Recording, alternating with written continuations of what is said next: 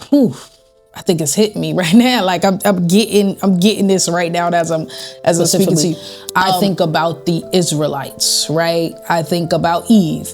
And when I think about the Israelites, I think about complaint being on their lips first, right? Because they weren't getting what they believed they ought to get in the time in which they ought to get it, all the things, and reading these passages that they wanted to go back to a familiar dysfunction in Egypt just to avoid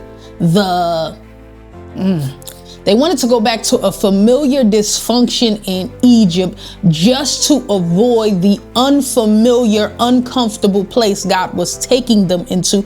Therefore, they didn't believe that God could provide for them in accordance to how they wanted. Therefore, treating God like a genie and not like the Holy One, not like the sovereign God, not like the all-powerful, all-knowing God we know him to be. And that convicts me.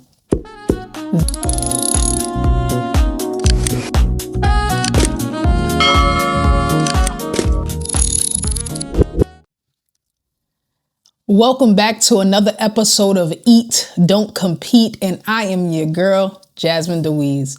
It's good to be back. It's good to see your faces. It's good to be back another week to talk about the Lord and talk about how good he's been and about what he's doing in my life, in hopes that you can connect with what he's doing in my life for how he's moving and maneuvering in your life. Before we go any further with our topic for today, I honestly want you to stop for a second and press that subscribe button. I want to make sure that you're in the know as we continue to share the gospel, as we continue to spread the good news. I want to make sure that you're in connection with us. I want to make sure that you have the content, that you share the content so that you don't gatekeep. Share with your family and your friends. You get in those comments, and we form this community so that we're growing one with another. So we're walking alongside each other as we grow spiritually. So now that we've gotten that business out the way, I want to talk. I think today we're going to start a series on success, Christian success. I think that a lot of times we come into the faith with all of these things we know, right? These things we have an understanding about. But what we find is that we need to unlearn a few things. We need to redefine a few definitions. And a lot of times we don't do that immediately, and it confuses a lot of us. And at least for me, there was some confusion there. So I'll jump right in. There are some things that I feel like I've wrestled with this particular topic that we're going to discuss today all of my adult life. Why? Because I am highly ambitious. Just as a person, maybe it came as a survival technique or something that I had going on growing up. But whatever the case may be, I'm ambitious. And in being ambitious, when you come into the faith and you begin to learn a little bit more about God, and leave in the comments, are you an ambitious person? Are you more of a laid back person? Do you have, are you systematic and perfectionist or a recovering perfectionist like myself? How can you relate to that particular topic? Leave it right down in the comments. For me, the Lord took me on a path of really wringing out my sin in a way that's having me to understand a little bit more about being more self-aware, right? Because how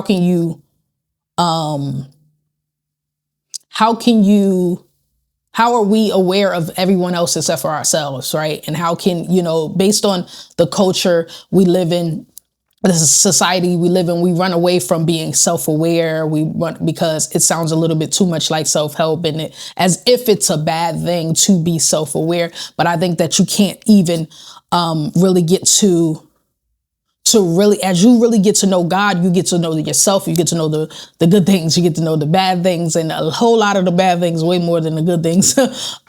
So what I'm beginning to where the Lord's making me understand a little bit more about my own self, my own hidden proclivities. And because I have this particular platform, I actually have a responsibility to not shy away from the understanding that someone else may be going through what I've gone through. And it is is pressed upon me to share that with you guys so that you don't have to go through the same route that I've gone through, and so on and so forth. Or at least have some tools, some resources to further your understanding of how the Lord is working within you.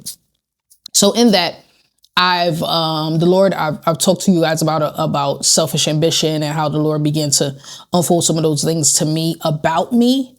And in that, he took me down this road of he started to whisper covetousness to me. And so it took me on a path of discontentment. And so I've known that, for a while that I have these pockets of time where I feel successful, and in other pockets of times I don't feel successful, because that's the human part of me. So there's this imbalance of discontentment. And so when I begin to study about it, and I'm yet still studying about it, I begin to understand that my discontentment, years ago when I first started the podcast, when I would strive very hard for the success and go this route that the world says I ought to go, because my content wasn't necessarily based upon the gospel, wasn't necessarily spreading the good news. So in that, I would base my success upon worldly success. So what I began to understand is that I changed the goalposts of what success looked like over and over again. And I remember listening to a sermon by Pastor Stephen Furtick, and he was just like, at the end of the day, you define your success. And I know I'm chopping and screwing his words, so I know it came out way better than this. But you define success through the lens of Christ and keep it there. But I think a lot of times, when I'm at the gym and I'm working, and I tend to, if I'm doing a workout with weights, I'm looking in the mirror, right? And I'm hyper fixated on myself. But I've found, and sometimes I'm doing this thing where I balance, where I put the weight in the ear and I put my arm to the side. I can't do it now, but the weight in the ear, my arm to the side, and I begin to lift my leg up and down. And that's a balancing act. I remember one day, an older woman came to me, was like, give me 5, because that balance was was amazing. But I've also found that if I am not hyper fixated on myself, then I will be looking at other people looking at me. And that throws me off. And that always throws my balance off.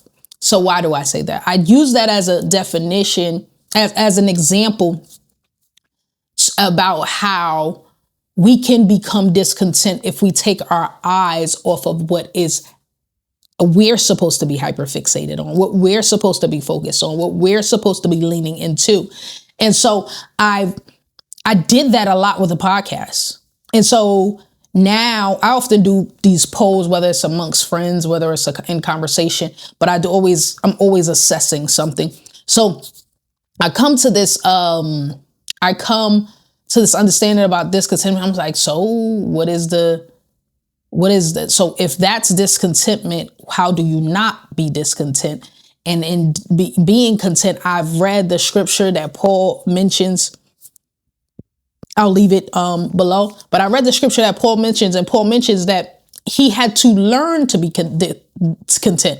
He had to learn to be content. And I thought that language was beautiful, and it wasn't a mistake. It was no coincidence, because I think that what we believe is that our grandmothers were always that saved, right? We believe that our pastors always had faith that large. We believe that the mothers of the church always could pray with that amount of depth. But it's like practiced behavior, because that's the route I want to take. So I got they got hyper fixated on their faith. They got hyper fixated on their prayer life. They stayed the course and remained focused. So getting back to this point about being discontent, I was like, well, I need to know what success is. I need to know what the definition of success is as a Christian. And we're going to break down as much as we can, the different components of success as it pertains as being a Christian and being successful, right? What are the merits, the measures? How can I measure success as a Christian, right? And how can I measure success in my business as a Christian? And it's not necessarily the fruits of the spirit, because the fruits of the spirit are not bringing me money. We're going to go do all of those things. But today I do want to focus in on contentment and what learning about being discontent did for me. I want to define it, but I feel like the definition is going to constantly be doing what its definition does. So I'll try to define it today, but I want to get into this conversation. I think that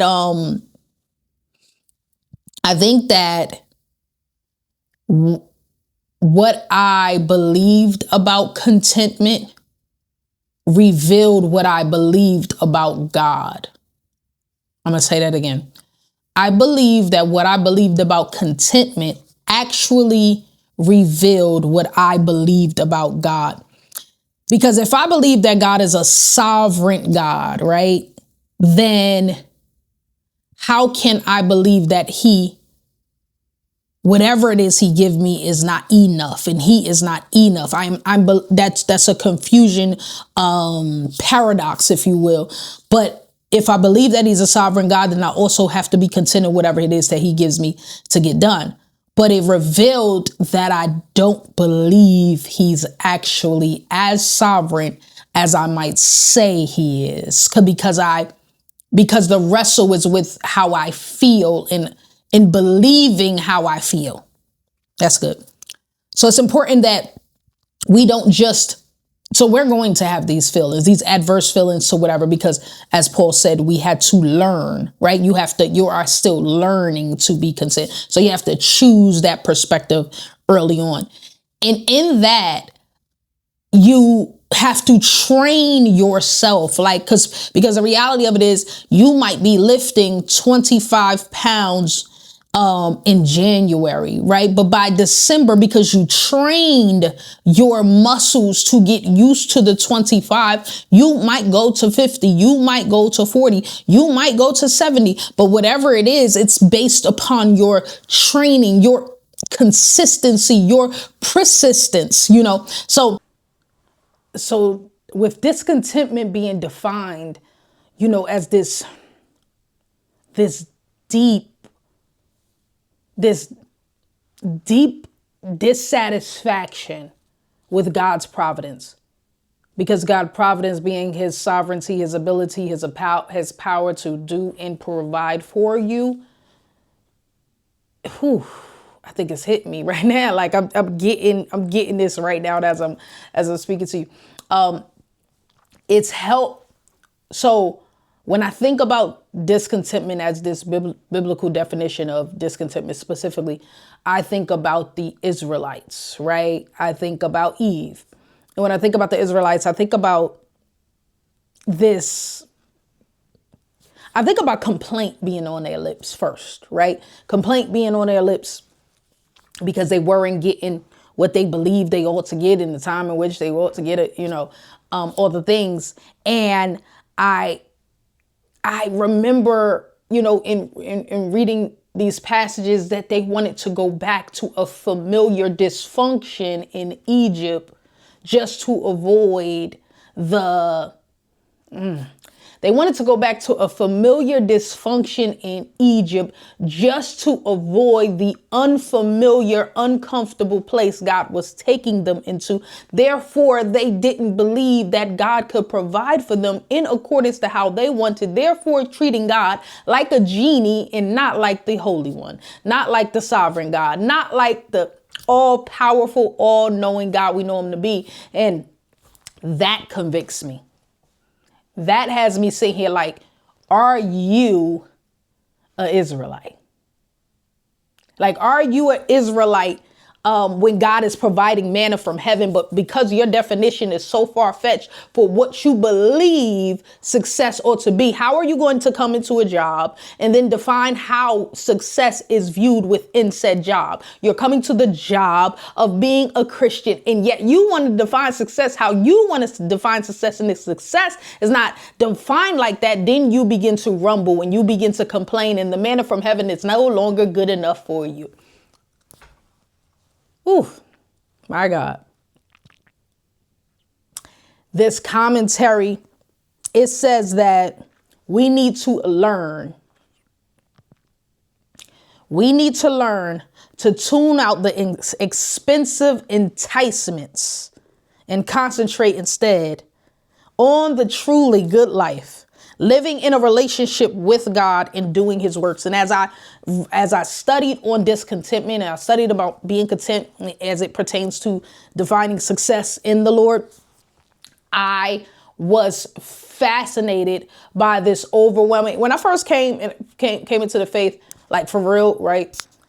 I continue to see this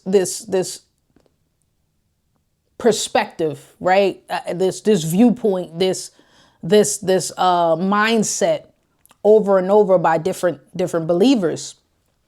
And this is what I'm seeing now. I'm seeing it now in these passages. It's saying that, we need to focus our attention on our relationships with God outside. That's the fixation, right? That's the hyper fixation that I am here in this frame, right? Everything outside of this frame does not matter, right? Like if God does give me the worldly definition of success because I'm hyper fixated on him, then so be it. If God does not give me the worldly definition of success, then I'm okay and I'm successful regardless, as long as I'm in his will, as long as I am focused on him, as long as my heart is right with him, as long as I am fulfilling the things about him. And we are actually going to talk a lot more about that in other episodes, because I am going to, in our devotional episode next week, we're going to definitely get into Joshua, so that we can talk a little bit more about when Joshua came into leadership and how the Lord defined success in that particular context. So I think that a lot of times, and I think this episode is for you if you quietly or even loudly, no judgment, if you quietly or loudly carry the weight of I should be further, or I should be doing more for the Lord, or other people look like they doing this, or success is it, or success. Why is my success not looking like her success? And a lot of that is centered around not being hyper fixated on the plate that's before you, in looking over at other people's. So I definitely, when I thought about discontentment, particularly, I thought about Luke 12 and 15.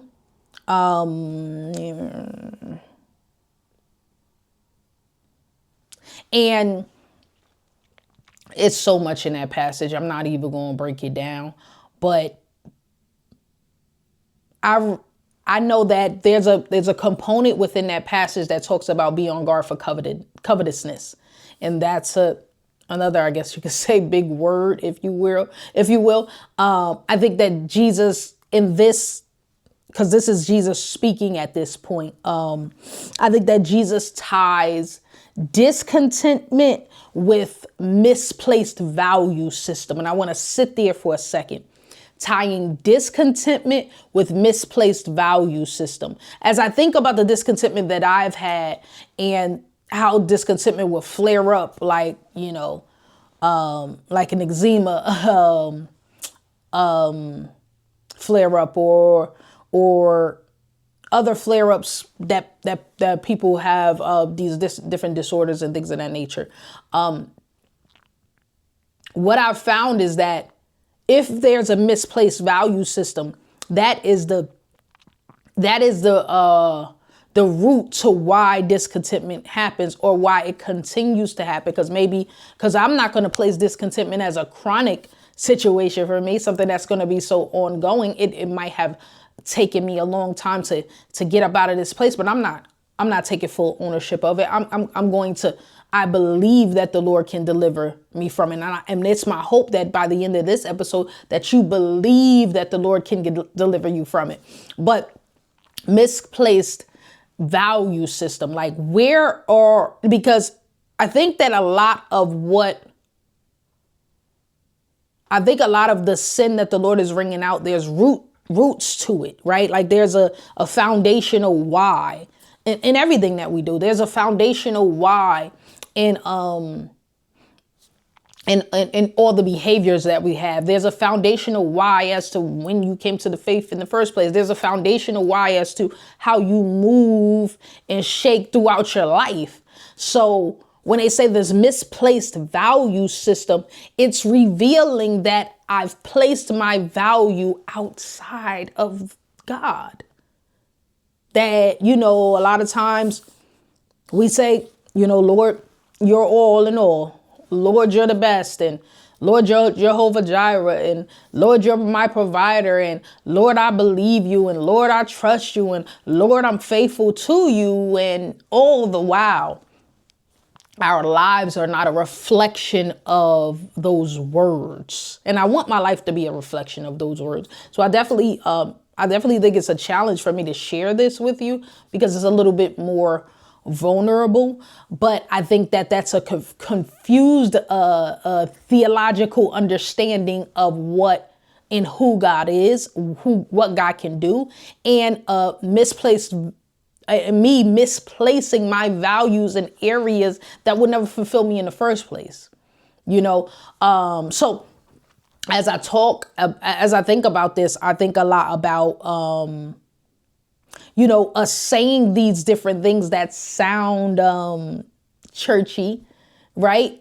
And we're defining our success within the realms of those things on our lips. But what are we doing? What are we holding near and dear in our heart, right? Are we holding, I host a podcast. Am I holding visibility in my heart? Am I holding influence in my heart? Am I holding accolades in my heart? Am I holding money in my heart? Am I holding lights, clicks, and, speed and acceleration and recognition in my heart? And I want you to start to think about that as it pertains to you and what you're holding in your heart, because what you're holding in your heart, I say it often enough to say, what you have in you is bound to come out of you. I think it was Dr. Brown that actually said that too. Like, it's not, you might think you're hiding. You might hide very well from the average person, but somebody somewhere is going to recognize that you're a fraud.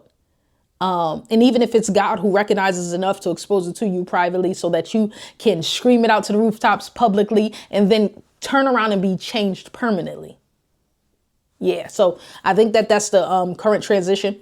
I'm looking forward to going over Joshua 1, 7, and 8 for next week's devotional. And I'm going to leave it here. I think that this was a great episode to start the series on defining success as a Christian, because I think that if we don't define success as a Christian the right way, we will be viewing our success within Christianity and outside of Christianity. Because when you're outside of Christianity, you're working within that world, you're in the world, but you're not, you're in the world, but you're not of the world. So you shouldn't be defining your success the way the world does, because if you do, you will always be off balance. You will always be off balance. So I want to make sure that this is something that you're interested in. Leave it in the comments if you're interested in this particular series, if you're interested in having further conversations, if you're interested in having one-on-one conversations about this particular topic, because I think that as Christians, it's important that we join together in making sure that girding one another up, walking alongside one another as we journey through and grow spiritually. Like, it's important that we grow spiritually, because we're going to have conversations about fruitfulness, and fruitfulness being a component of Christian success. Being fruitful in that being different, very different than the fruitfulness of the Lord. Because if we're talking about success right now for me particularly with under the umbrella of having a podcast, there is something specific that I need to continue to keep at the forefront of my head and heart so that I don't grow discontent in an area, right? Because I can't even define success the same way in Eat, Don't Compete before when I started in 2018, the same way I do now. My fixation is on Christ. And that's not me trying to say, I'm better than anybody, but my success then versus my success now looks different. I can't define it differently. Like, as long as I am staying within the will of God, and as long as God's hand is upon me, and as long as I am doing the things that we're going to talk about next week in Joshua 1, then I am successful. But I am still unlearning a lot of my worldliness. I'm still unlearning my fleshliness. I'm still unlearning a lot of the different things. And so within the series, I want to make sure that we talk about things like that. We're talking about the feelings of discontentment.